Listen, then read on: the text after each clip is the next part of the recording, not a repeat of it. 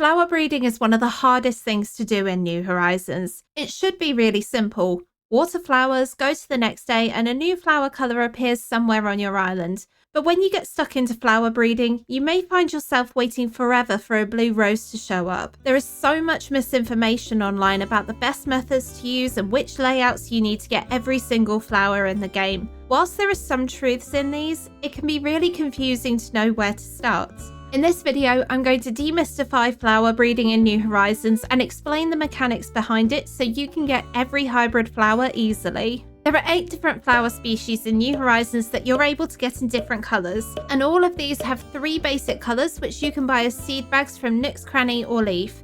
It's from these seeded colours that you can breed all other colours available for the species of flower. In New Horizons, the process of breeding flowers is quite simple. You need to have 2 colours of the same flower species next to each other in any orientation, and when they are watered, there is a chance for you to receive a new flower the next day. Unlike past games though, New Horizons took this one step further and added the option to clone flowers. When a flower has been watered and there's no other flowers around it that it can potentially breed with, the only option it has is to clone itself.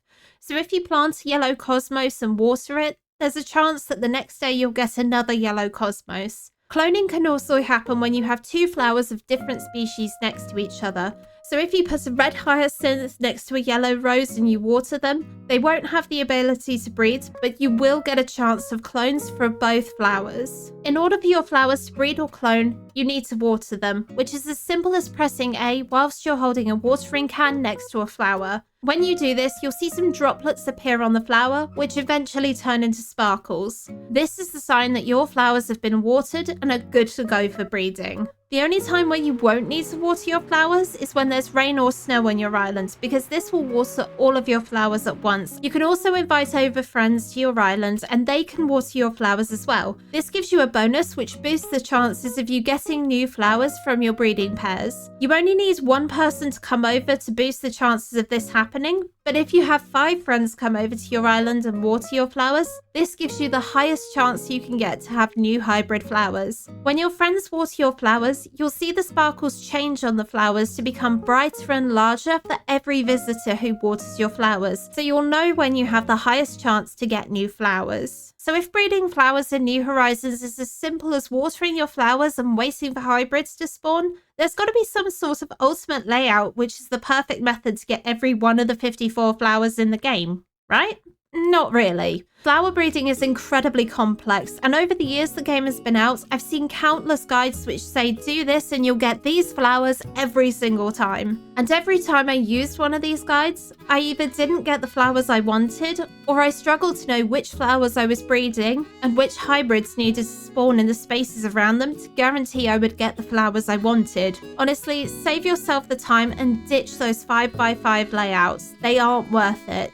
At the end of the day, the basic mechanic of flower breeding is that as long as you have 2 flowers of the same species next to each other, it really doesn't matter which format you use to get the flowers you want. There's nothing wrong with having a small flower breeding section on your island where you just breed or clone 1 or 2 pairs of flowers at the same time. I personally like to use a cross pattern, as this gives me plenty of empty tiles for hybrids to spawn in, and it makes it really clear which flowers I'm using. I also use custom codes next to my flower breeding area so I can remember which hybrid I'm after, and if anything else appears, it can just be binned and I can carry on breeding the flowers I want. However you choose to lay out your flowers is completely up to you, and eventually, with a bit of trial and error, you will get the flowers you want. There's no set pattern which guarantees results, but there's one big part of flower breeding that you need to know about. To make things more complicated in flower breeding, New Horizons also saw the addition of genes into flower breeding, and if you've ever wondered why you aren't getting the flowers you want, this may be part of the reason. There are many data miners who have dug into the game's code to work out the genetics behind flower breeding, and I'll leave a full breakdown from Paler on their discoveries in the game.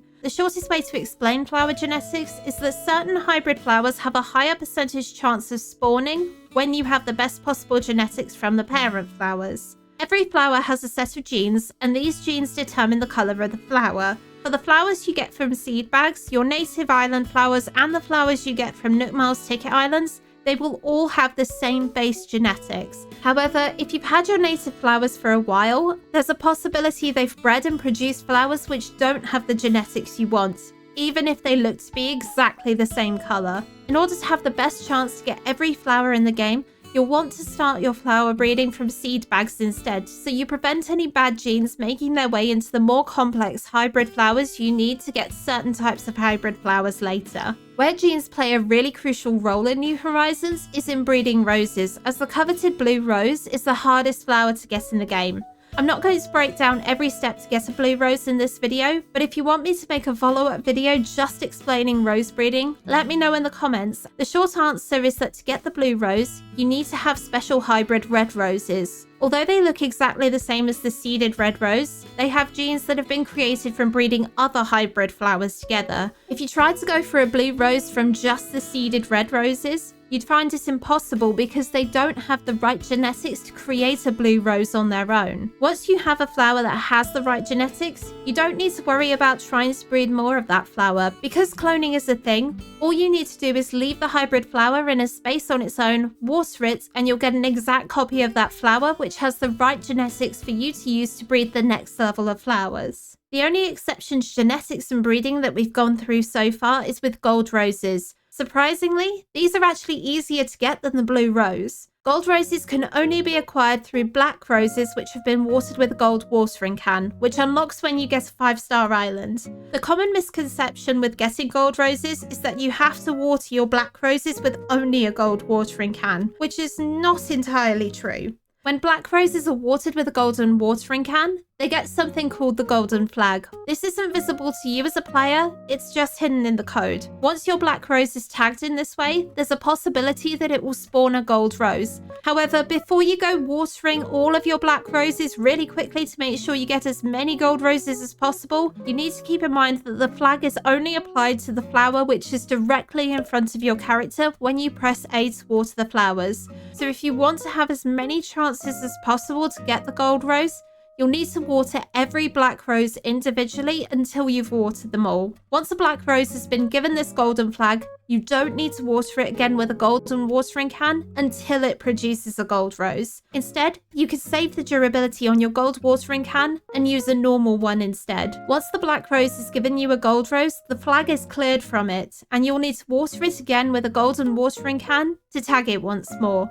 Sadly, golden roses can't clone, so if you want to have more of them, you'll need to retag your black roses again to get more. Although it seems like flower breeding is the most complex part of New Horizons, when you actually break down the process to get all the hybrid flowers in New Horizons, it's not as bad as it seems.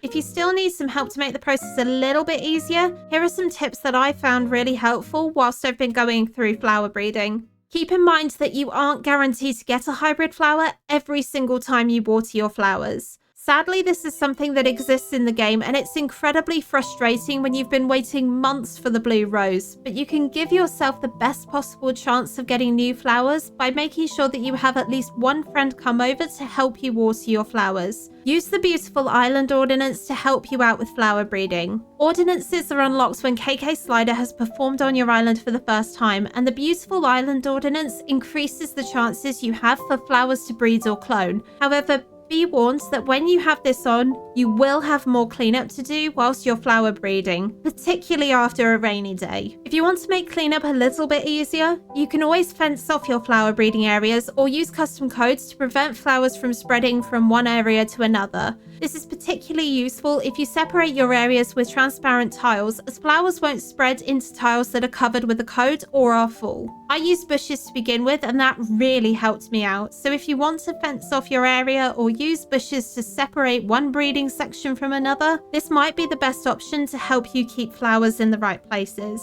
If you're using custom codes to separate your breeding flower sections, you may also want to use them to make signs to show you which hybrid flowers you're looking to get from each breeding pair. Not only does this help keep you organized, but it will be far easier to spot a bad breed from your setup. Take flower breeding slowly and start with something like Cosmos or Lilies if you're newer to flower breeding. Not only do these have the fewest number of hybrid flowers in them, but they also aren't impacted by genetics to the same level as roses. By starting with Cosmos or Lilies, you can learn the basics of flower breeding and work up to something more complex, which does involve breeding special hybrids.